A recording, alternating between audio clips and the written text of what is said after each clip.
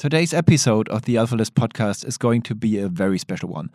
I'm your host, Toby, and my guest today is someone I highly admire. He's the modern Thomas Edison. Welcome, Professor Sebastian Thrun. To give you an overview, he moved from Bonn, Germany to California, US. He's a professor in Stanford. He founded Google X and led the Google self-driving efforts. He revolutionized e-learning with Udacity, and now he's building autonomous planes, so-called eVTOLs, at Kitty Hawk. Today, I'll talk to him about the car nation Germany, and he, as let's call him the inventor of self-driving cars, looks at it. How competitive we are in the AI and software world, Stanford versus TU-Munich, why Sebastian is striving for a brain-computer interface, why he has built the leading online university Udacity, and how to tackle machine learning as a modern CTO. This episode is kindly supported by Fastly, the key challenger in the CDN market. Fastly is pushing ahead the technical boundaries and is, from my perspective, the best solution on the market. Fastly is one of the key drivers of the Edge Cloud movement. In one of the next episodes, I will also talk to Tyler McMullen, Fastly's CTO, about WebAssembly and the Edge. Well-known customers of Fastly are Shopify, the New York Times, Reddit, GitHub, and many more. If you want to try it all, with first-class support, just go to fastly.com/alphalist.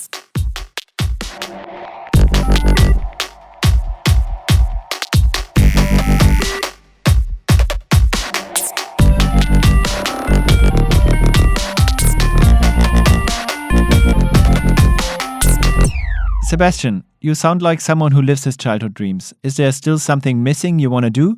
How did you choose your problems you want to solve, and why? What drives you? Well, first, Tobias, thank you for having me in the program. It's always a great pleasure to be back in Germany. And in these COVID ages, it all happens via Zoom, which is even better. So back to Germany without the flight. For me, that's a major revolution. But yeah, I've been very fortunate that I've had a chance to do some crazy stuff that I really care about. There's tons of stuff missing, things I would love to do. I have no time to do. But you know what? To be impactful, you have to focus. And how did you choose your focus? I do two things in choosing, making my own choices. One is I really care about making the world a better place. I believe that the impact of every human being is measured by how many people were positively influenced by the work of a person and by how much.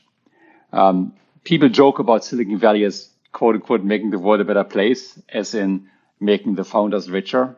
But I do believe a lot of good happens through technology where we really advance the world and make the world materially better. The second thing for me is I love learning. If I'm really good at something, I quit. I don't want to be good. I want to be bad so that I have a chance to really learn new things. In my life, I've been a Stanford professor, so I learned how to become a professor. I've been a Google vice president, so I learned how to be an executive at Google at a big company. And I've been a startup CEO. And they're very different learning experiences. And in all of those, I made a lot of mistakes. And which one did you like most? They're hard to compare. It's like, which of your three children do you like the best? I think when I was kind of done with Stanford, it was not because there's any problem with Stanford or being a professor, but much more I've learned it, I understood it, I did a good job. It was time to move on, learn something new. I'd say the most painful career is the career of a founder, of a startup captain, because at least at the university, you have this kind of level of safety, even if a paper gets rejected, right? It's not that big a deal. But in startup land, if you can't get your financing together or your customer disappears, then your company might disappear. And that feels very, very much stronger than just not having a paper accepted at a conference. So those daily spikes that go up and down like in the stock market in very crazy times, right? Yeah, and I can tell you, I mean, in the last 24 months has been a massive number of ups and downs, and they are very emotional. Yeah, with planes, the up and downs can be even harder, I guess. Well, they're hopefully more predictable. The nice thing about startup land is the downs are all the same, right? It's like the plane landing on the ground. But the ups, you can go to the stratosphere, you can go to the mesosphere, you can go to 10 million feet, right? Which you cannot do with a plane. With a plane, you have a fixed ceiling and you won't go any higher. But with a startup company, there's no fixed ceiling. Okay. And I mean, like the starting point of your career, Bonn to Stanford, is kind of a crazy start already. How did that go? Tell us more about the journey. I was a computer science student in Germany, obsessed with artificial intelligence, machine learning, when no one else in the world cared about it. And it turned out my alma mater, University of Bonn, didn't have expertise. So I found a professor at Carnegie Mellon University in Pittsburgh, Pennsylvania, who was a world expert. And he took me under his wings, first for like an exchange year and later as a research scientist. So for me, the jump to Pittsburgh first before Stanford was actually an easy one because I was offered a faculty position, which is for a junior professor position. And I felt like going to an internationally renowned university had so much more exposure to like differently thinking people, to diversity, one of the big topics of the day. And then Stanford, when Stanford called the first time, I said no, it wasn't quite in the cards for me, but the second time I accepted. And boy, it's drinking from the fire hose. It's like the best thing ever. Silicon Valley is just so incredible in its diversity, in its thought leadership, in its sheer intellect. It's just a great place. And then you straight away got into self-driving cars? Yeah, coming to Stanford, I took a job as a tenured professor, which means I was unfireable. Just German professors tend to be unfireable. And that gave me the freedom to pick a topic that wasn't very popular. And at the time, the US government had just launched this race, this robot race called Darpa Grand Challenge. Darpa is kind of the major funding agency for out there projects in the States. Darpa has invented the internet and the stealth bomber. And now they wanted to invent the self-driving car. And the way they did this, they basically launched a competition called the Grand Challenge. The Grand Challenge was a race by which you had to build a robot that on October 8th, 2005, had to drive 130 miles without a driver inside through the Mojave Desert, a California desert. And if you could do this and be the fastest, you would win $2 million. So I've heard about this. It wasn't very academic. It felt more like it's something that people do that want to get rich, or technology companies do, or car manufacturers do. There were some professors involved. And I decided to take a year off and just do this together with mostly 3 grad students. So we made a robot called Stanley. Stanley is a Volkswagen Touareg. We worked with Volkswagen in Germany, a very nice collaboration, and built this thing to be intelligent. And lo and behold, from a field of about nearly 200 entrants, it won. Our robot won this race, and that put me on the map for self-driving car experts. Made you 2 million richer, or? It made Stanford $2 million, and the dean was very happy about the extra funding for the department. Yeah, but in all fairness, I mean, we used Stanford resources and Stanford money to create the entry. It wasn't my personal money. And was it back then more like a hardware or software game? I mean, I can imagine that in 2005 there were like more people working on the hardware level than on the software level. Yeah, to be honest, you're completely right. It was kind of amazing to me, to be honest. The majority of teams built new vehicles. And they would either build vehicles out of existing vehicles, like Carnegie Mellon had this big Humvee where they put big holes in the new air conditioning and massively new equipment inside. And I looked at this and said, this can't be a hardware race, because I knew I could pick up a rental car, like an SUV, and drive this course just fine. So there was nothing missing on the hardware side to drive this course. Except, of course, when you make a machine intelligent, you have to put some sensors on it and some computers. But to me, putting a sensor like a camera on a robot is not that hard, and a computer in the trunk is not that hard. The missing part for me was the driver. I was like the intelligence, the ability to perceive the terrain, the road map or whatever it is, the dirt road, and then make driving and speed decisions. So we spent all the time on software, like every waking moment. We did machine learning. We would take out the car and train it. We would program it to watch us people drive, and it would then copy our driving style and try to mimic our decisions as a way to win this race. And how did your driver look then? Was it a collection of sensors, or what was it? Well, so we had in the end a robot that had 5 laser cameras. And the laser camera is a bit like a regular camera, but it sends out a light beam. and it can measure how far things are away. So it's like a 3D camera. So it gives you a full 3D model of the road surface. And then we had a regular camera. We had some radar that we know from adaptive cruise control. And all these things, these sensor inputs, including, very important, GPS. You had like a satellite link to understand where we are. Very similar to your smartphone has a GPS. It knows where it is. All this stuff got fed into a computer box of multiple computers in the trunk. And then it made very simple decisions like turn left, turn right, go straight, speed up, hit the brake. And that was about it. It was very simple. How does this compare to today's drivers, autonomous drivers in cars? It's still the same. Of course, this is 15 years ago and time has passed on. We started the Google self-driving car team. We built Waymo, driven 30 million miles in public streets safely. But the basic is still the same. If you think of when you drive your car, right, your eyes are open and your eyes are your predominant sensor. There might also be some sound sensors because you might want to listen to honks or police cars, but it's mostly your eyes. And then your brain somehow magically processes this data and turns it into hand and foot movement. Like your hands that turn the steering wheel, your foot is how you interface back to the car. So now if I take yourself out, okay, we just have to replicate you, okay? How do we do this? Well, we put cameras inside the system to emulate your eyes. And as I mentioned before, there are special purpose cameras that are even more perfect than your own eyes. And then we put a computer to replace your brain. And very similar to the way you've learned driving, we use machine learning to train the computers to learn driving. So how do you learn driving? You learn driving by putting yourself in a car, either watching other people drive and learn from it. Then at some point you went to driving school and a driving instructor would instruct you and you try it out and you learn that skill by doing, right? You don't learn how to drive a car by just studying a book. That's impossible. You have to really kind of experience it and understand how these things work together. And then people give you guidance. They would say, oh, okay, there's a red light, stop, and there's a stop sign, stop. And if you don't do it, the instructor would yell at you. So next time you do it. But by and large, you learn how to drive. And that's what today's best computers do. They learn, right? So no one programs in all the rules of driving. Instead, we take these cars out and we teach them. We teach them how to drive the same way we would teach a student driver how to drive. And that's a very powerful paradigm. It's the core of what people call artificial intelligence or machine learning. It's a super hot topic. And Tobias, you mentioned this in the beginning as your focus.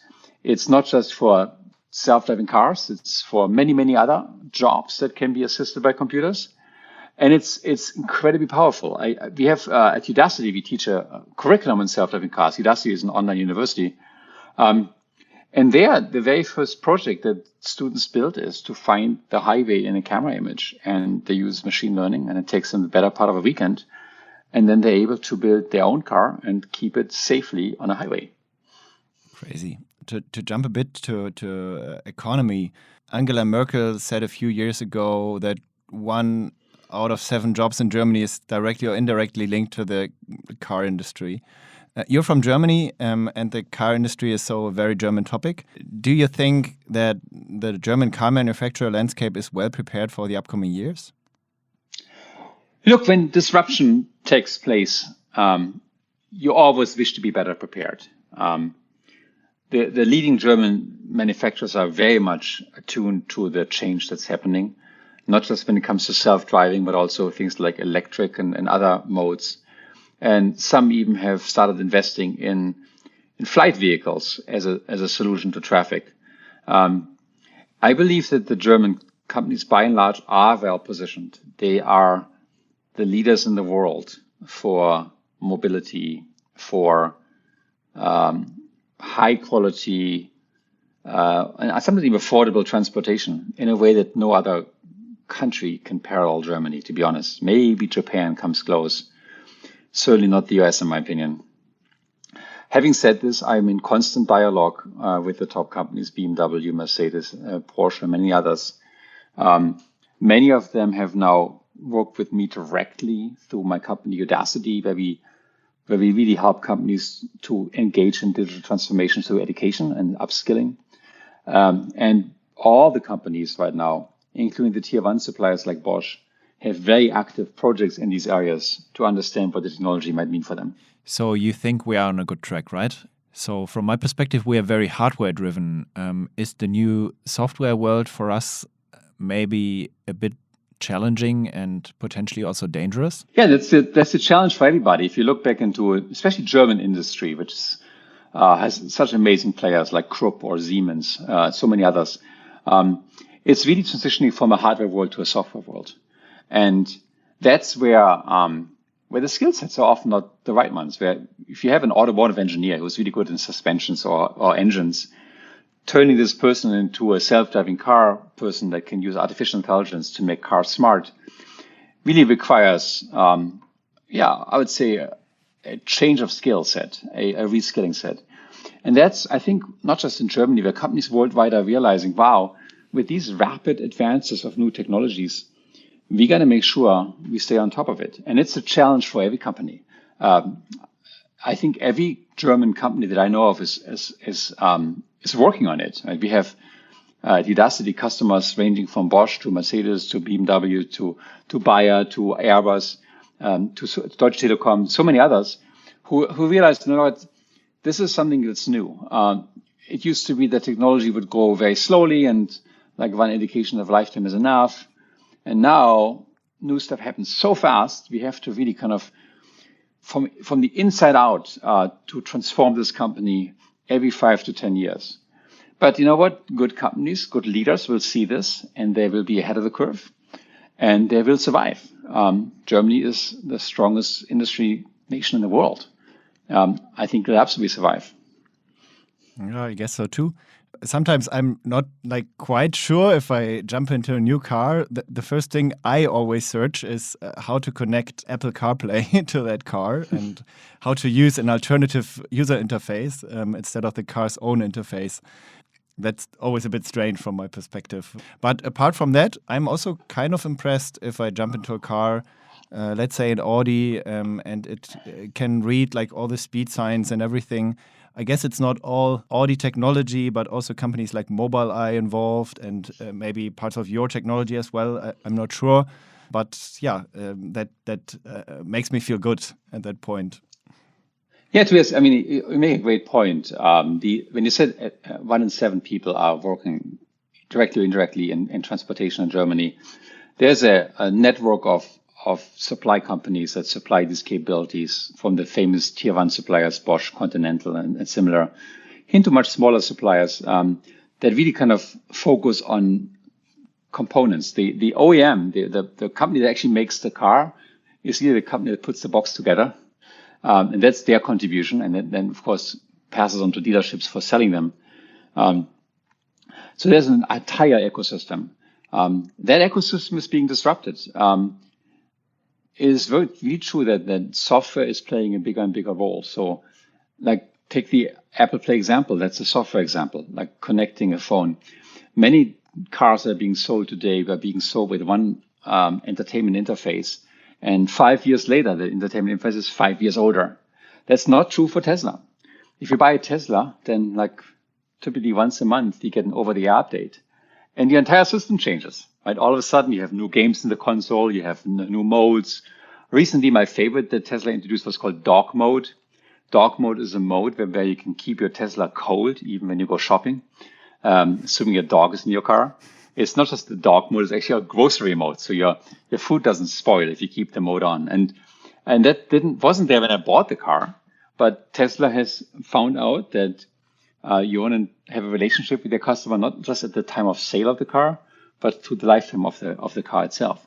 And as a result, as a Tesla customer, I feel especially empowered. That also is a sign towards rather aiming for subscription models in the future than for like a one-off price, right? Yeah, I mean, I do believe that transportation will be more and more commoditized, and that we see it with the advent of Lyft and Uber and others, which have made car sharing, the use of other people's cars, a much more common thing than before. And especially for young people living in cities, I hear very frequently that people don't even want a driver's license anymore. They feel like it can just hop into an Uber.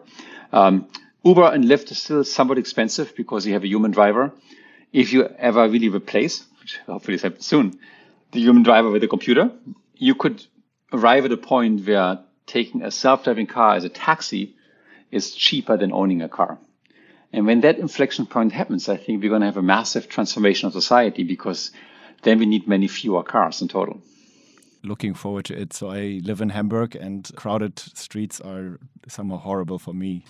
But maybe from me back to you and your journey. A bit provocative, but if you were a professor at TU-Munich in comparison to Stanford, where do you think you would stand today? First of all, I have an enormous respect for the Technical University of Munich, and I have an enormous respect for the German higher education system. I want to just make this very clear. I got a complete free education all the way to PhD in Germany. I had no college debt. When people think of American universities, they often think of the top names like Harvard and Princeton, but they forget that the vast majority of American students goes to really shabby, low-quality universities.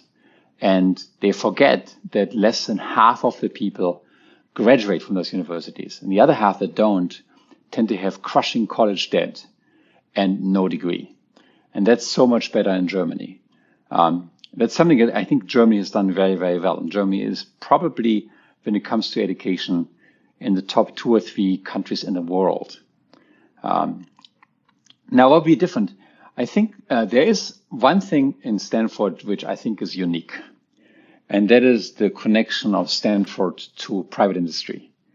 So my department at Stanford has created not just Google and HP and Yahoo and Rambus, VMware, a whole bunch of NVIDIA, a whole bunch of companies that have made a major impact in the world. And these were often either students or faculty taking time off and creating those companies. I think the Stanford Computer Science Department has created more wealth than all other computer science departments combined, last time I checked, at least when it comes to spin-outs. And that's something that I love. I think when I step back a step and ask, like, what is the impact that a person should have as a faculty member? Obviously, number one is you should educate people. That's your number one mission. Head of publication and research is really to build people. And that's always been my number one mission at Stanford. My graduating students are the thing I'm most proudest of and I've worked hardest on. But beyond this, you should really get to a point where your smart ideas that you have as a researcher really make it into the field and move people's lives ahead. So, for example, at Stanford, I had this idea of building a self-driving car. And we competed in the Darpa Grand Challenge, but just winning the challenge impacted no one's lives, except maybe for mine, which doesn't really matter. But it saved no lives. We still had more than 1 million people dead every year in traffic accidents. And even today, you could say, Sebastian, you haven't changed anyone's life with self-driving cars because they haven't launched yet. But once they launch, traffic will be 10, 100 times as safe. And that means we're going to cut traffic deaths over the next decades by 50, 80, 90%. And that means hundreds of thousands fewer funerals. Okay. And I challenge anybody on this podcast to think about, have you ever lost a person in traffic? I would believe you probably know somebody. Certainly I have lost many people in traffic that I know of. And these are painful moments. So these are things we can avoid. And coming back to TU-Munich, I think there's super sharp people in TU-Munich. And I wish that we had better mechanisms to take these great inventions, these great insights that the people have, and really turn them into industries so that eventually they can impact people's lives. That's something where I think German academia is a little bit behind, where we could just be much more entrepreneurial. So we should rather build like a mix between a university and an incubator in a way. Germany has one program that I really admire. It's called Dual Study. And it's a program where students jointly work at companies and attend Fachhochschule, college. And what I admire about this is that these young people learn what kind of skills are required at their job. And they go back to the professor and say, you know what, I don't want to hear about art history or criminal justice classes. I want to hear about the hands-on design skills that I need or the engineering skills that I need. And then the professors, which I really love, they are very willing to say, hey, let's understand how can I really help you as a student to maximize your future career capabilities, your job readiness. And that's something I think it's good. I think sometimes in academia, we are very much an ivory tower. We do research among ourselves, and we publish among ourselves, and we talk among ourselves, and we forget talking to those who finally should employ our graduates, and don't really understand what they need. Okay. In those dual studies, there's somehow I would say, entrepreneurial spirit sometimes missing, right? Look, you can always criticize, you can always say it could be better. I think Germany has done a phenomenally great job moving into Gründerzeit, the founder's age. Now, if you go to a German conference, you'll find lots of people who say, I'm a founder. That did not exist when I was a fresh PhD. When I was a fresh PhD, 1995, people went to Siemens, Deutsche Telekom, Lufthansa, IBM, a few others. But that was it. And now people start companies. And while there's still oddities that could be improved, I think it's a great directional progress for Germany. And Germany should be very proud of itself for doing it. There will be things that will be good to have. Like one thing we have in the States is we have a much better tax law for small companies. Like if you issue a stock option to a new employee in Germany, the person has to pay a tax out of their own pocket. In the United States, they don't. But I think Germany is going to wake up at some point and realize how stupid that is, and they're going to fix it. Looking forward to that. Talking more about universities, so you founded your own one with Udacity. Why did you build Udacity in the first place? How did that happen? Udacity was kind of built almost by accident. I was teaching at Stanford a class on artificial intelligence, which today would be very hot, but back in the day, 2011, 10 years ago, wasn't a hot topic. And I decided to put this class online. So I made a little website, say, hey, Introduction to Stanford Artificial Intelligence. And there was a little link to click where people could sign up and give us their email address. And I sent out exactly one email advertising it to a little distributor of about 1,000 professors in my field and saying, hey, look, if your students are interested, they can take a Stanford class. And I expected maybe 500 people to sign up. Like that would have been a large number because back in the day, there weren't more than like 500 graduate students in artificial intelligence worldwide, or maybe 1,000. To my total surprise, 160,000 people signed up to this class. Wow. And it became kind of the largest class ever taught. So I started teaching this class, and of the 160,000, 23,000 people finished. I taught the same class in Stanford's campus with the same exams and same homework assignments. And we had about 200 students, of which I think 188 finished.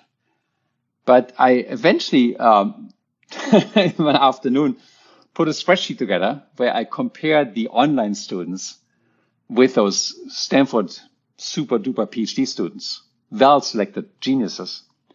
And the top 412 people were not at Stanford. The best faring Stanford student was number 413. And that to me was this moment when I realized, wow, there is a worldwide hunger for education. And while Stanford is a great institution with this something like 15,000 or less students, it's not covering the need in the world. So I felt we have to go out and teach the world, not just one institution. When I went to Stanford's deans and president and said, hey, why can't you open Stanford and admit 10 million students? I got a smile. That's not how Stanford works. Stanford thrives in exclusivity. And I respect that. But I felt, look, if you could really get the best education in the world for free to anybody in the world who wants to learn, you can literally double the world's GDP right there. And that became the mission. That really became the mission to say, let's reach people everywhere. We have programs in the Middle East, a program called 1 million Arab coders, where 1 million young people, at this point about 860,000, have been trained to be software engineers out of nothing. That's the level of impact that I think is really material. And do you think university is the right starting point? Don't we have to start earlier with higher education, with maths, like teaching people to become special and pick their future path? Well, so Udacity focuses on lifelong learning, on people older than 24. Udacity works with a huge number of corporations directly to upskill their staff and pursue digital transformation. And I'd say, Tobias, I think you're very right. We can't do everything in one company. I think there's certainly an enormous need to rethink what we call K through 12 education, from kindergarten to 12th grade or 13th grade, and really ask the questions, do those kids learn the right skills the right way? And if there's one learning from Udacity, then it is that if you let people go at their own pace, they do better than if you, in a military regime, make them all go in lockstep.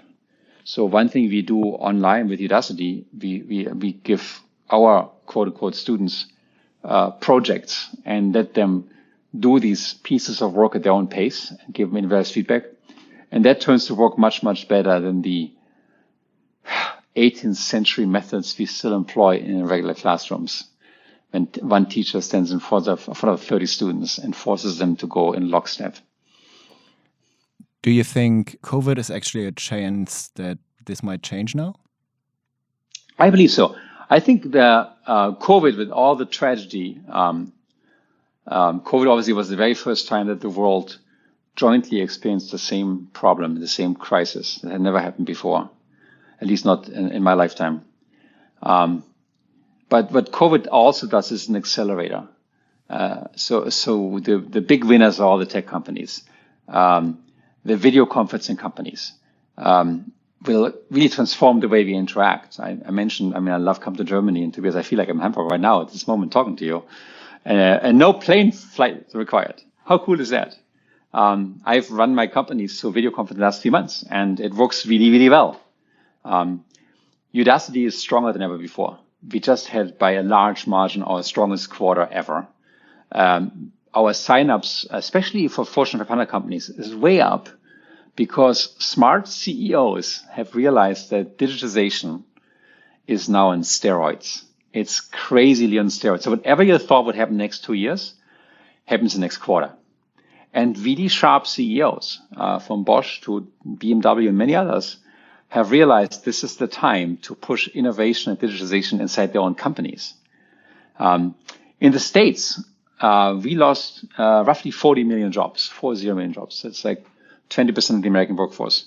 That's huge. That's gigantic. And I don't think these jobs will come back the same way they used to be. I don't think we need as many restaurant owners or servers or as many taxi drivers as in the past. So there too, for the normal person on the street, if you want to have a future, this is your chance. This is your time to go ahead. This is time to pick up a new skill set, learn that skill set, and find yourself on top of the line as opposed to the end of the line.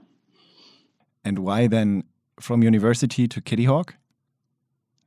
Yeah, that's a project I've been doing in parallel with my good friend Larry Page, the co-founder of Google. And it's a kind of a crazy thing. I think Germany has 2 very strong projects in the same space. One is called Volocopter, one is called Lilium. They're doing very well. The idea is if you leapfrog beyond the self-driving car, you will eventually arrive at the flying car. And just to be precise, it's not a flying car. It doesn't have wheels. It's something that kind of takes off and lands like a helicopter. But we've built vehicles that fly purely electrically, that every child can fly in terms of complexity, that take off like a drone vertically, that fly horizontally like a plane, that can fly at a range of about 170 kilometers per hour, which we've demonstrated, and is so quiet, if it flies over, you won't even hear it. And it's a technology demonstrator. It's not a business yet, but we believe this technology will mature to a level where it really can become a scalable business. You will work on that until it becomes a scalable business, or? I hope so, if Larry doesn't fire me at some point. And from your AI perspective, it could look a bit like the smaller optimization problem. Is that really the case, or flying might be easier than like actually driving a car? Yeah, so I do firmly believe that flying is easier than driving a car, and I have proof of that. For one, if you, it's also safer, turns out. So if you look at the number of commercial deaths in aviation versus cars. Like you might have a few hundred a year in aviation. You have hundreds of thousands of years in cars. But it's easier because the moment you're up in the air, like say you're like 300 meters up in the air, all your obstacles are gone, like your bicycles and your kids running around and other cars and curbs and street lights and mailboxes and bushes and trees. All these things have disappeared, and you can basically go in a straight line. And I challenge everybody listening to this. People fear there might be congestion in the air in the future. And it could be, but the air is so much bigger because you can not just like avoid obstacles left and right. You can also do it vertically. You can go up 10, 20, 50 meters and be a complete different highway. So if you take, for example, a normal highway, an Autobahn in Germany, and it has like 3 lanes, and you want to make 30 lanes, then all you do is you compile your software to have 30 vertical lanes. And you have different lanes in the sky, and all of a sudden you have 10 times the capacity of your highway. So there's a vision in there that I really believe if we were able to take urban traffic, city traffic into the air, we would never ever have a traffic jam again. We would really free the world from traffic. Talking to you somehow feels like the introduction video of Futurama. So really impressive how you think about the world of traffic. When do you think will we be able to travel like that? So all the companies, and there's at least, I think there's about 450 different projects in this space, and at least 20 or 30 very serious companies, including Boeing and Airbus. All of those are in the prototyping stage. So they're all basically built maybe half a dozen vehicles. I think we've built about 150 in total, small number of vehicles, and they're flying them, and they're all grappling with the question, how can we make this safely? And safe in aviation means that you work with authorities like EASA in Europe, like FAA in the United States, and really drill down for every aspect of risk and mitigate every aspect of risk so that finally you get what's called airworthiness certification. And that process to go from a concept of an airplane to a certificated aircraft, it takes another 3 to 5 years for every single player in the world. And that's happening in Germany right now. I know that Volocopter and Lilium are both working with authorities. It's happening here in the States. I have about 3 phone calls a week with the FAA, just aimed at the question, what could possibly go wrong and how can we make sure it doesn't go wrong? Okay, so it's a matter of a few years? I think so. And I mean, at some point I predicted that the quote unquote, we call it flying cars, again with this little footnote that it doesn't have wheels, but flying cars will disrupt self-driving cars. And there's an interesting tale here, which is, if I'm correct about this, because flying is either self-driving, then self-driving cars might never materialize. They might go straight to flying cars. Think about that. So you think you're just skipping a stage. Look, we live in a world where disruption happens so insanely fast. Let's say the last 3 months with COVID, I think we've all gotten used to video conferencing. And I hope that most people realize it actually works really well. And when you compare this to your past business travel, where you fly around Europe or the States to sit in a stinky hotel room to meet the people you want to talk to, you can even conclude it's better than business travel, because now you can be at a different location on a button press and be done and be home again. If that's the case, we've just disrupted business travel. Think about that. We disrupted business travel. We disrupted airlines in a way that can't be fixed. We disrupted hotels and conference centers in a way that can't be fixed. And it'll be better because now you have what technology always does. You have less friction. You have less friction in the system. Email is less friction than writing a physical letter, because the physical letter has to be put in the mailbox and shipped somewhere, whereas email goes electronically. Twitter is less friction than email. TikTok is less friction than Twitter. YouTube is less friction than a TV station. And now Zoom or Google Hangouts or Microsoft Teams is less friction than business travel. Think about that. How cool is that? It just happened under our eyes right now. Yeah, it's just crazy. I mean, imagining no longer having to travel from Hamburg to Düsseldorf and sleeping there for just an hour of work meeting is kind of crazy, right? Yeah, and you're saying Hamburg to Düsseldorf. Haha. You know what? I can do this on a bike. I'm talking about New York to Los Angeles, which is 3,000 miles. in America, everything is so big that our business trips involve many, many, many hours on a plane, not just a few hours on a train. Germany is so lucky to be small in terms of geography. But yeah, even Hamburg to Düsseldorf feels like a long trip. I can't tell you how many. So I'm a million miler in United. I've flown more than 1 million miles on United. Can you imagine how much lost time this is in my life? Yeah, it's kind of horrible when you think about it. And how much better it will be for the world if we stop doing that, right? Yeah, for global warming, people don't talk about it, but jets are a major source of emission. For noise, for so many things. And yeah, I mean, you might be really upset if you're running an airline today, and I'm sorry if I hurt your feelings, but I always believe that video conferencing eventually will take over. I mean, when I built Google Glass, that was part of the vision that we had this immediate feedback that it could connect people. And we are connecting people now. There's a company called Magic Leap, which built a headset that gives you an incredibly realistic VR impression. So you can walk through the world and see virtual objects. And they're working on being able to walk along with another person in real time in a foreign country. Like say, you and I decide, let's do a trip this weekend to Egypt, okay? And we get up in the morning at 9 o'clock, we put the Egypt button on, and all of a sudden we are around the pyramids, and we feel it. We can breathe the air, we can see the pyramids, we can go inside, we can touch each other, we can talk to each other. That's like just 10 years away. You're so close. Thanks a lot to our sponsor, the About You Cloud. The About You Cloud offers a full-stack e-commerce solution as a service that runs on exactly the same infrastructure as About You does. It is mobile-first, can act as headless system, event-driven, can be fully localized, and is super integratable into existing solutions. Besides, it is designed and developed by a super smart CTO and friend of mine, Sebastian Thrun, who also did the first Alphalist podcast with me a few weeks ago. About You has set up a task force for retailers and brands that want to be quick in the COVID situation. This task force will help you with the launch of your shop as well as with fulfillment, marketing, support, and internationalization. Simply write to hello@aboutyou.com to be supported by this task force. And you now disrupted a few spaces, or you are disrupting actively a few spaces. If you could start from scratch as of today, which challenge would you pick? I feel I chose okay. I mean, I could argue that maybe it was a little bit too long a professor, and as a result became a little bit old as a startup founder. All my startup founders are 20 years younger than me.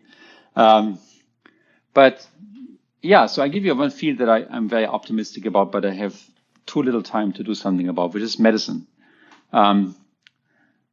That's something that's actually close to my heart because I lost several family members to things like cancer. Let me talk about cancer for a second. I lost my sister about 3 years ago to breast cancer. She was like 51 years old. And it was very tragic. And I lost my mother when she was 49 to breast cancer. I lost a grandfather to colon cancer. My brother survived lung cancer, but it was a traumatic experience in his life.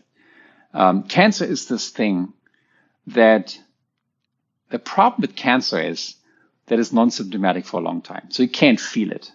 Like if you break your leg, okay, you have instant pain, you go to the hospital and they do something about it. If you have like this little tiny cancer, like your gallbladder cancer or your pancreatic cancer in your body, it might be very curable. Like the right surgery might just remove it, but you don't feel it. And as a result, you won't go to a doctor. And as a result, no one's going to diagnose you. Now what's going to happen next? Well, the cancer grows and grows and grows, and eventually you're going to have a symptom. And for a pancreatic cancer, the first symptom could be a headache. In fact, my brother with his lung cancer, he had back pain. And for half a year, doctors tried to diagnose his back pain. And then they found a cancer of the size of a grapefruit, which was kind of amazing. He survived it. So here's what I'm passionate about.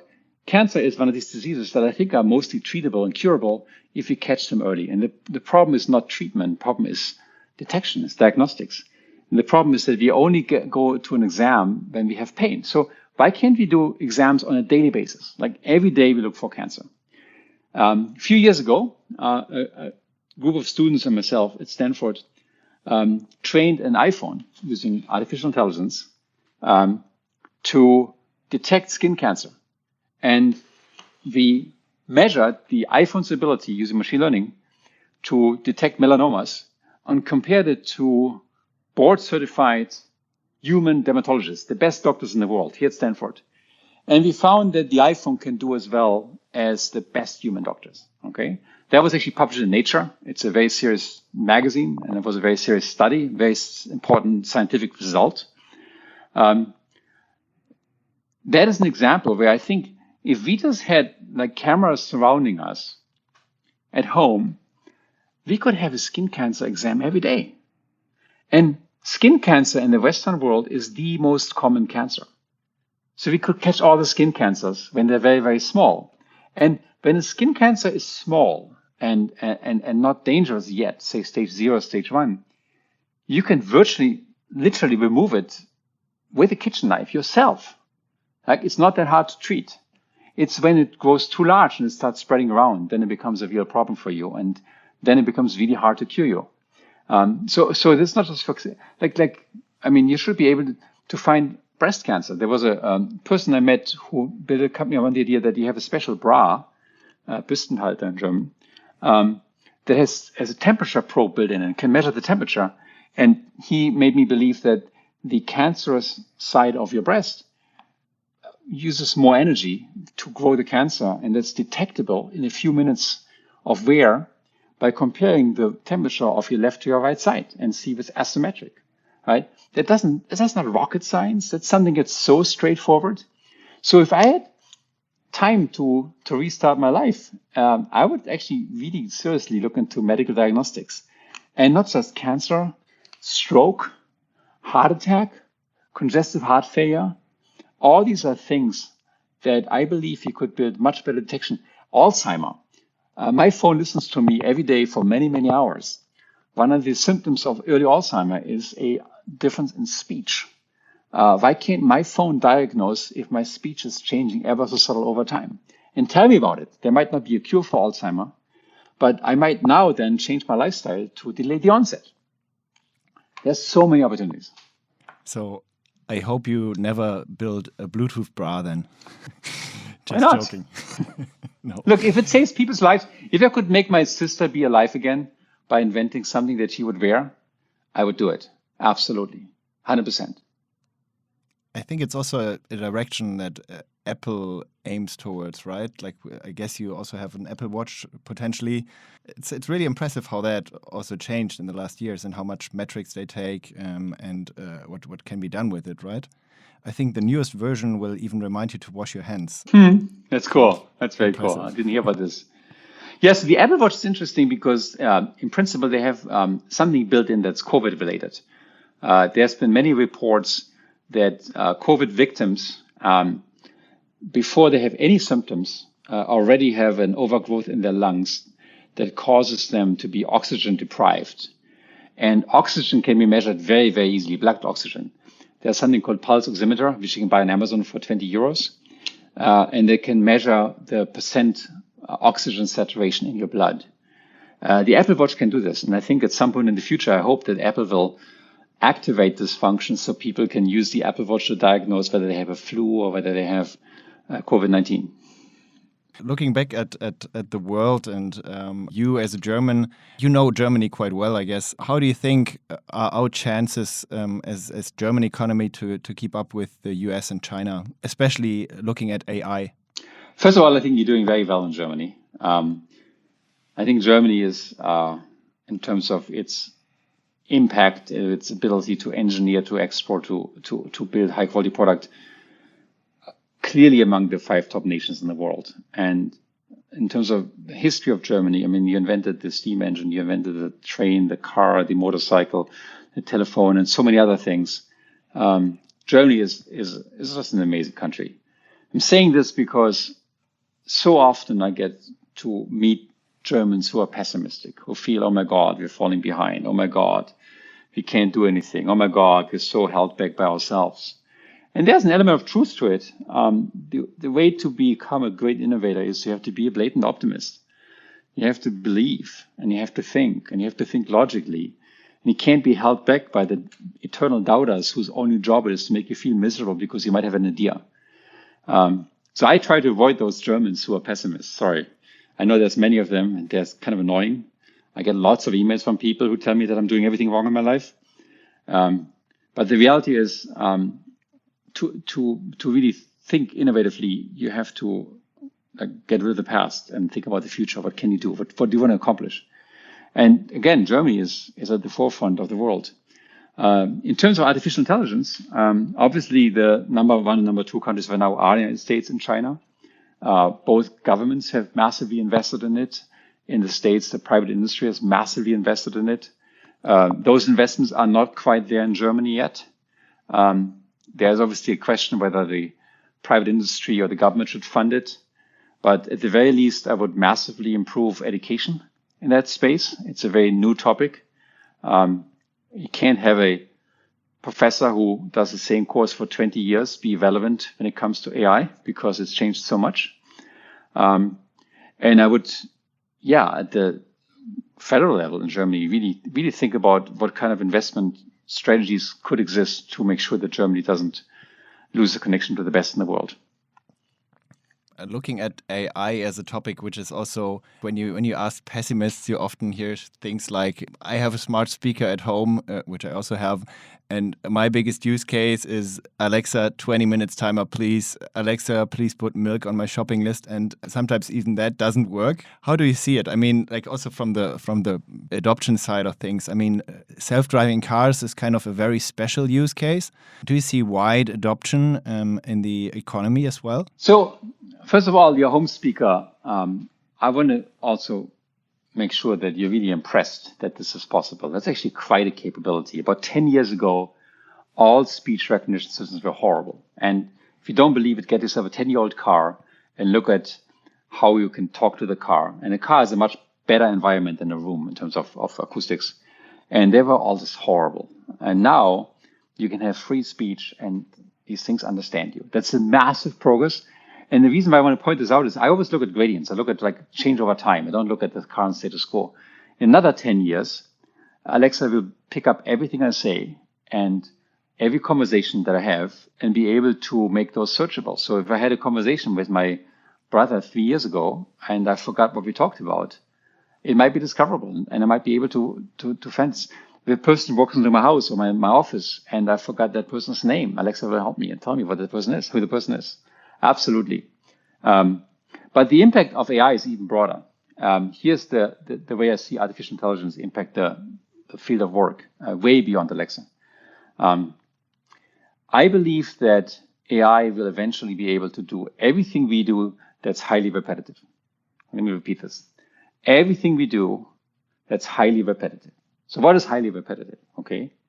If you are a cab driver, then driving is highly repetitive. And we now know that self-driving cars can take over from cab drivers. It's going to happen in the next few years. If you are an accountant, then a good chunk of your work is highly repetitive. Even if you're highly paid, like you're a medical doctor, let's say you are this dermatologist who tries to find skin cancer, the search for skin cancer is highly repetitive. If you're a pilot, flying a plane is highly repetitive. Most lawyers do extremely repetitive work. Say you're a litigation lawyer and you try to find evidence in a stack of millions of papers. Today's AI systems are already better than most paralegals in finding the evidence in stacks of paper. So that means it's going to be major rethinking for work, for employment. 70% of us work in offices. Those 70%, 95% of our work is repetitive. So brace for a future where 90% of your work is done by your machines. Okay? I'm totally looking forward to be honest. Maybe the problem that is connected to that is also that it's kind of a hype and people expect a revolution instead of an evolution, right? It's a hype. It's every time you talk about change, most people get a bit fearful because they don't know what it means for them, right? So like I could be thinking about what I just said and say, how cool, 95% of my work done by machines for me. I'm going to only do half a day of work a week, and then the rest are just going to vacation. But it doesn't feel like this. It feels like, oh, maybe 1 of 20 people will retain their jobs and 19 of 20 people get fired. We don't know. So what does it mean for me? That's the fundamental question. And that's where I've just realized that whatever we invented in the past, cumulatively, it got better for humanity. We have, for example, in Germany, she invented nitrogen fertilization for agriculture. And that together with irrigation has made agriculture about 25 times as productive per square meter than in the Middle Ages. And that has led to food surplus of unprecedented proportions. We now live in an age where obesity is a bigger problem than starvation and malnutrition. So for me, these changes tend to be positive. They tend to make the world better and not worse. If we have a better way to exchange information, better way to get work done, then be more productive, then be more to go around. And if we do a good job distributing it, then everybody should be happier.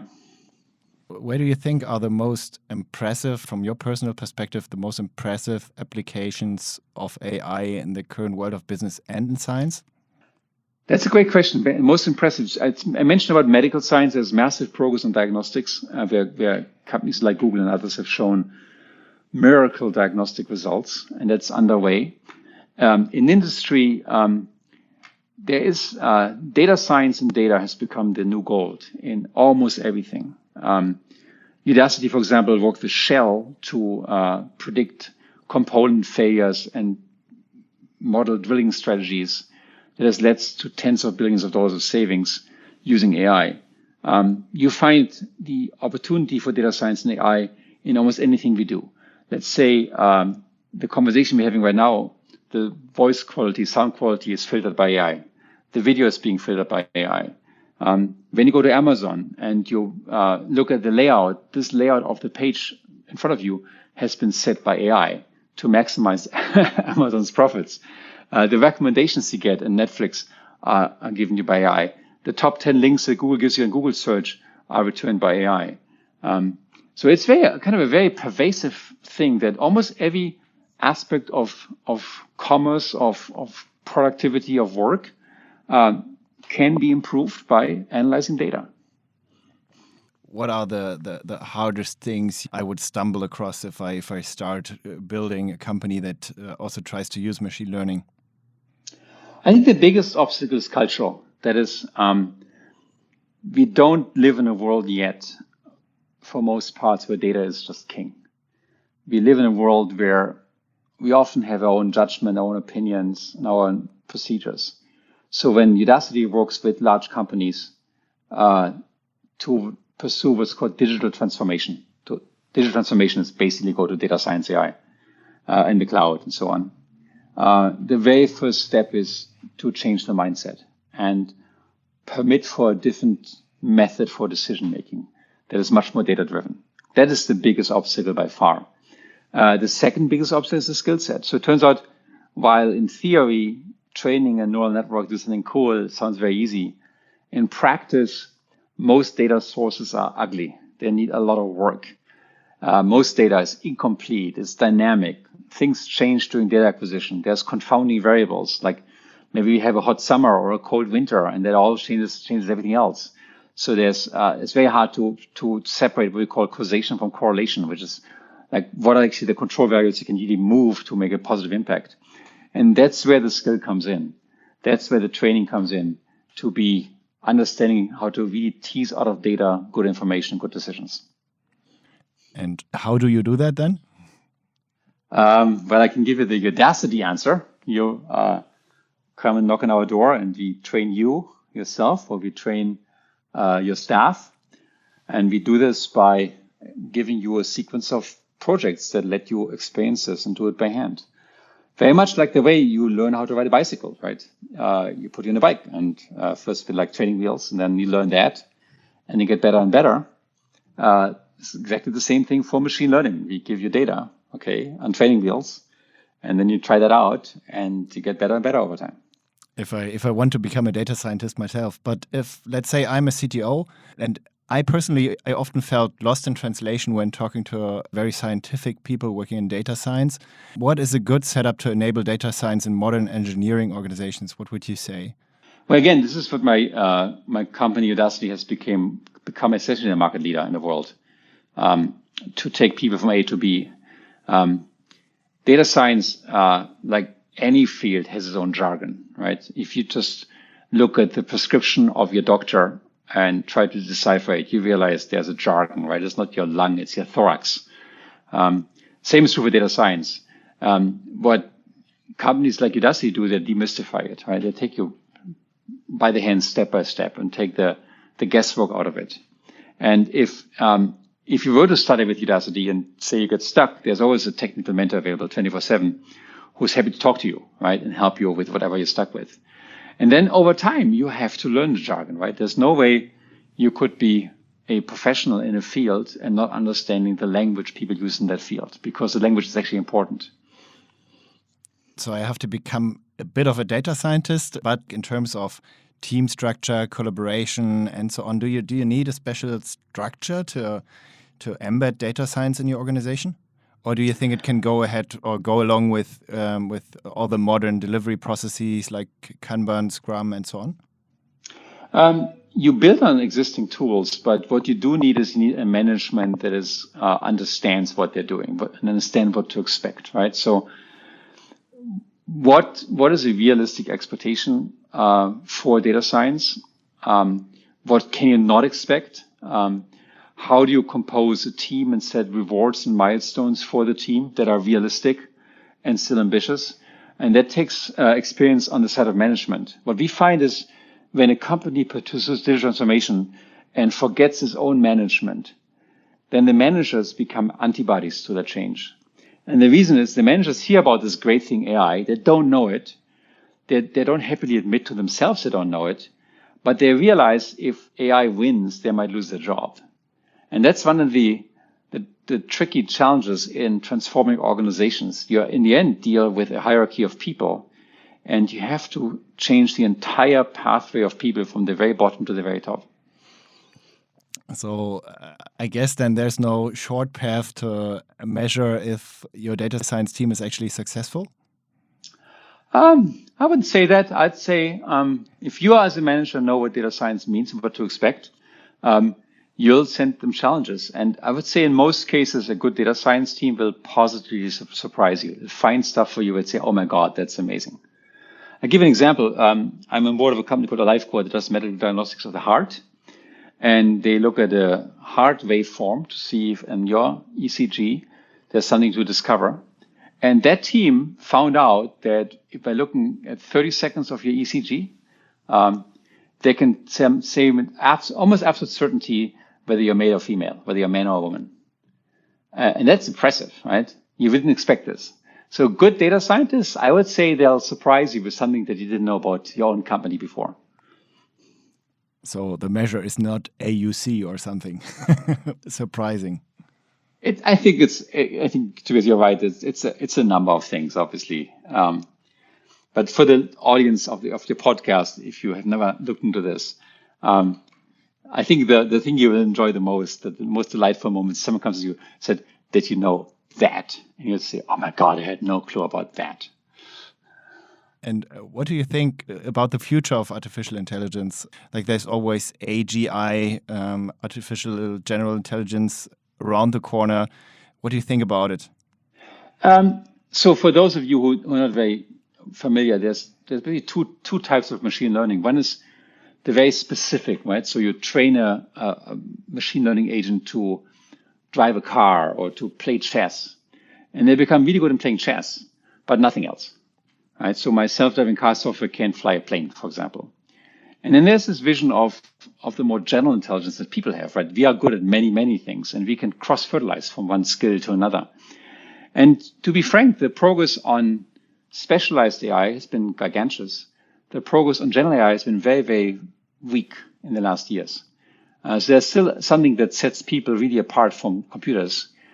The specialized AI is best thought of as pattern recognition. It's like you give a really big data set, like hundreds of thousands of images of skin, for example, with like some have cancer, some have no cancer.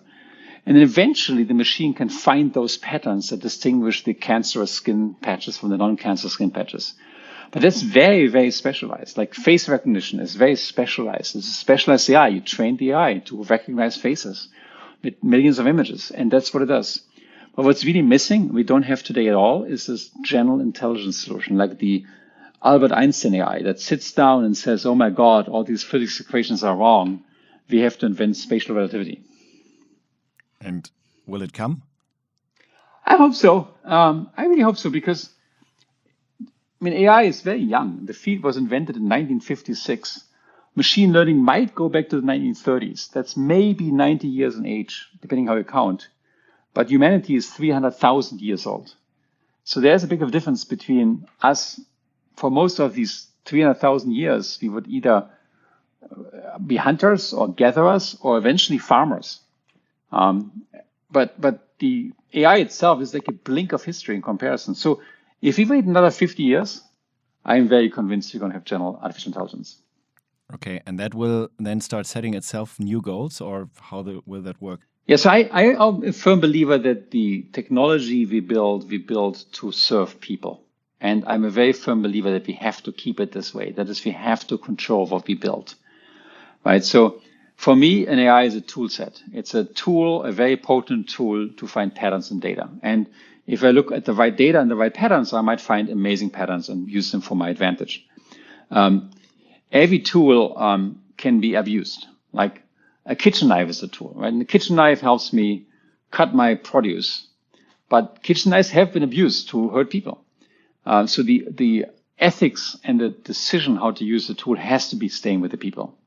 If we were to render like decision making over human life and death entirely to the machines, I think it would be really bad for us. And I think we just shouldn't do this. We can do this in certain cases. There's certainly surgical equipment, like for people who are gravely ill, machines that keep them alive, that do make decisions as to how to keep people alive.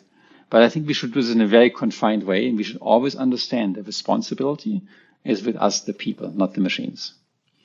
Okay, so I think kitchen knives.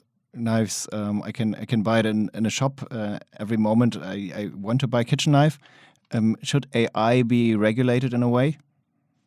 It's way too early to regulate AI. It's way too early. And I think what we should really regulate is the business's practice around using AI. So if I use AI to steal secrets or to cyber attack somebody else, I deserve to be locked up. There's no question in my mind. But there's nothing that is easily regulated. You shouldn't regulate the size of machines or the number of data points. It's way too early. I think the time you should regulate is when you feel there's systematic abuse of something and a regulatory process can fix that. Like if you have precedent of AI being used in a certain way that you think is inappropriate from a moral perspective and society agrees it shouldn't be used this way, then that's the time when you should regulate and not before. Discussing about ethics in AI, could we just invent a brain-computer interface and let AI do the large-scale rational reasoning while the brain does ethics? I would love to do this. I would love to have an effective brain-computer interface. In fact, at Google X, we looked at this and we felt we couldn't quite figure out how to do it. Oh my God. If I had, for example, if I could remember every person I saw in my life and what the last conversation was, that would be so great. If I could know every fact or speak every language, how cool would that be? And we are getting close. We are not at the point where we have a physical interface, but one of the aspirations of Google Glass was to really record everything you do and being able to learn from it. So it would become your second brain.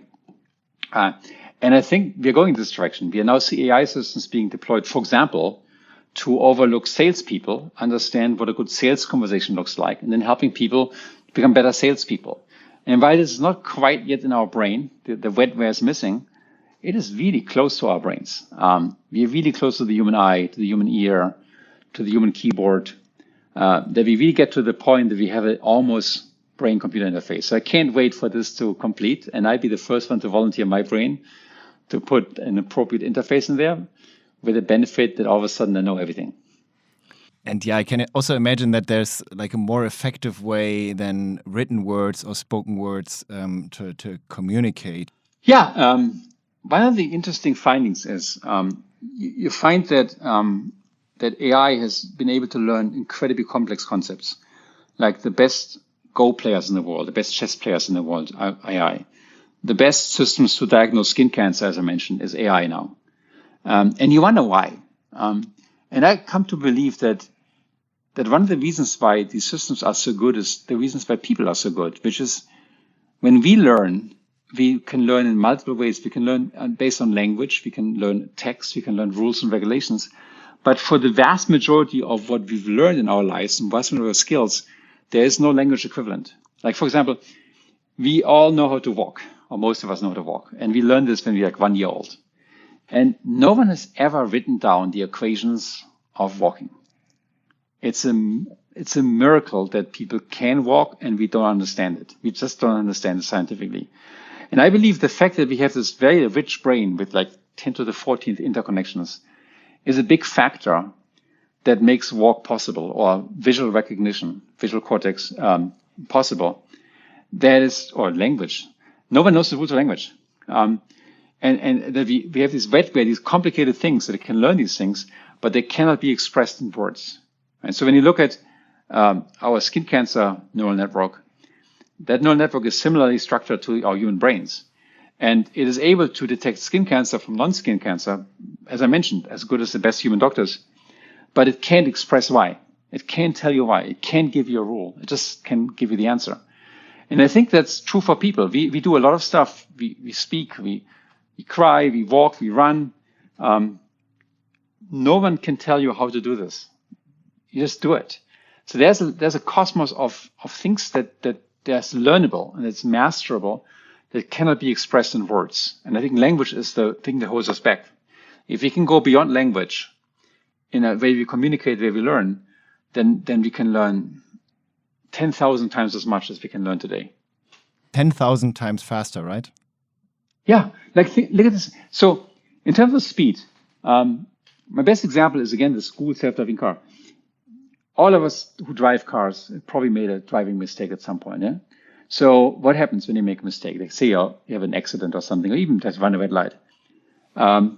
You wake up and realize, wow, shit, I made a mistake. And then you learn from it, right? So you hopefully don't make the same mistake again. That'd be stupid. But by and large, all of us have to make our own mistakes. And we all make the same mistakes, right? All of us run a stop sign at some point, or a red light, okay? Now, in self-driving cars, the way it was rigged up is when a Google self-driving car made a mistake, it would also learn from it, right? It would come home. Maybe this human safety driver took over and the car was a little bit upset, and it comes home and, yeah, a car ran a stop sign. And then the car learned not to run a stop sign. But here's the difference. Now, not just this one car has learned not to run a stop sign, but all the self-driving cars, including all future unborn cars, will be born with that skill in their brains, right? That's like saying, let's say you have a PhD, or you say you speak 5 languages, okay? You've learned 5 languages. How cool is this? That all your children and your grandchildren also are born with 5 languages. That is the capability of AI that sets AI apart from us. We have some of this. I mean, we accomplished this through the printing press. The printing press was a way to get people's brains into book form and distribute it. And that's one of the reasons why we're doing so insanely well, why we had the period of enlightenment and the scientific revolution, because we were able to distribute learned knowledge much faster. But we're still slow in comparison to AI. When you think about AI is kind of the new book. It's like the book on steroids. It's like the thing that can write itself and distribute itself and pick up all these patterns. It's just going to be so much better than Gutenberg's printing press. And that's where we are. I once saw a talk by Jürgen Schmidhuber, like also a fellow professor from Germany, I guess you know him, the inventor of long short-term memory. Like he predicted a rather dark future for humanity with like flying drones, flying to Mars anytime soon, and the idea that humanity might not matter too much. I mean, it wasn't pessimistic. It was, in a way, just the case that it didn't matter in his ideas. How do you think about it? Will humanity still matter? I believe we will, honestly. I know that lots of people have made scary predictions, from Elon Musk to Steve Hawkins to Bill Gates. Others have made kind of these negative, nihilistic predictions that we basically become breakfast for AI, and AI will just eat us for breakfast or keep us around like chicken. And of course, eventually, I don't know. But my gut feeling is we just don't want it. Like, these are not good products. Like, who would buy this kind of crap? If that's what we've done such a great job. Like, when I was a kid in Germany, the hottest book that we had to all read in school, and I was about 16 years old, 1984 by George Orwell, coincidentally written in 1949. People often say 48, but like a good almost 40 years ahead of 1984. And he had envisioned that people at home have what's called a telescreen. A telescreen is it's basically a display and a speaker and a microphone, okay? And he had laid out how the government used the telescreen to observe every human conversation and enslave people, and not just their conversations, their free will, their thought, and everything. Now, it turns out I have a telescreen at home. I have an iPad and I have an Amazon Alexa. And these things together are the same as a telescreen.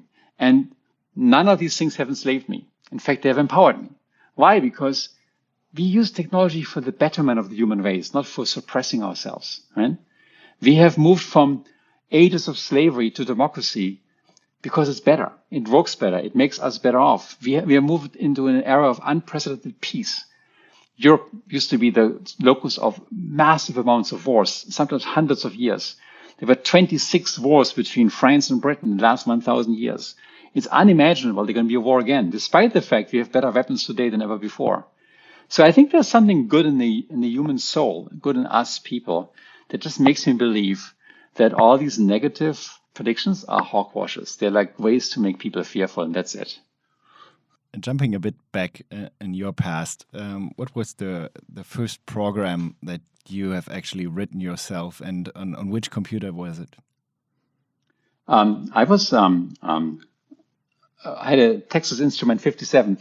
It's a programmable pocket calculator that I spent endless hours programming.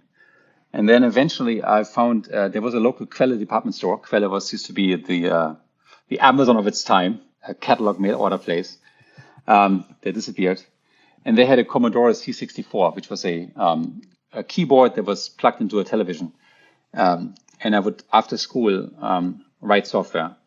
And unfortunately, when they closed the store in the evening, they switched off the computer and all my software was erased. So I had to memorize my software, type it in the next day faster than the day before, and then build on it and build more software. So I became really good in typing what I typed yesterday and was erased overnight. These were the good old days. In fact, I still remember punch cards as a way to program computers. No one on your show will ever know what I'm talking about.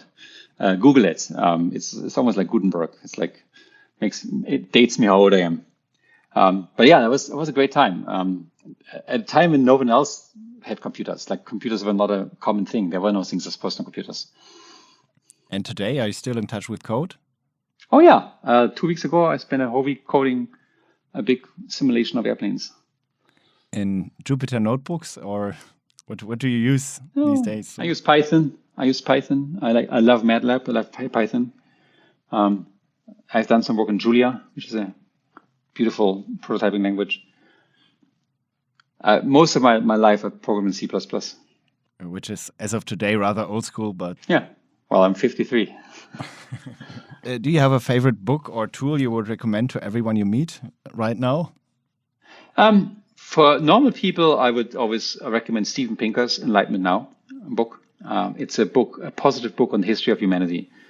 And it does away with all these myths that things are getting worse. It's a beautiful scientific book on data, how the world has actually changed in the last hundreds of years. Steven Pinker, Enlightenment Now. For business people, I would say the best book I know is by Jeffrey Moore, Crossing the Chasm. It's a beautiful marketing business book, and any startup founder should read it, because that book has so much depth about customer behavior that is counterintuitive, that will really change your company. If your Tesla was a time machine and we could now enable the autopilot and travel back to Bonn, back in the days, what would you whisper into young Sebastian's ears back then? I'd say be less fearful. That's a universal, no guilt, no fear. That's the thing I wish I'd understood back in the day. No fear, because look, when you try something new, you're going to make mistakes, right? So my rule is I can make any mistake, but I can only make it once. I can't make it twice. But the first time I make it, I learn something and I feel good about it. That's something I think that wasn't in my German upbringing at the time. And then no guilt. I think guilt is just uniformly bad. It's just useless. People use it to control you. You control yourself. You become your own slave. And like if you really mean badly, right, then you have no guilt to begin with. But guilt is you meant really well, but it came across the wrong way. That can happen. It's not a big deal. Let's be honest, live up to it. But don't be driven by guilt. Guilt is just a really bad emotion. Thanks a lot, Sebastian. It totally, was an honor to talk to you, and we're looking forward to, if the COVID situation allows it, welcome you in Hamburg in 2021. Yeah, looking forward to it. Hey, Tobias, thanks so much. Bye-bye. AI is always a nice topic to talk about. By the way, I'm one of the ambassadors of the local AI initiative here in Hamburg, the Artificial Intelligence Center Hamburg, eric-hamburg.de. And again, kudos go out to our sponsors, the About You Cloud. If you want to know more, write to hello@aboutyou.com. And Fastly, the challenger in the CDN market. If you want to know more, please visit fastly.com/alphalist.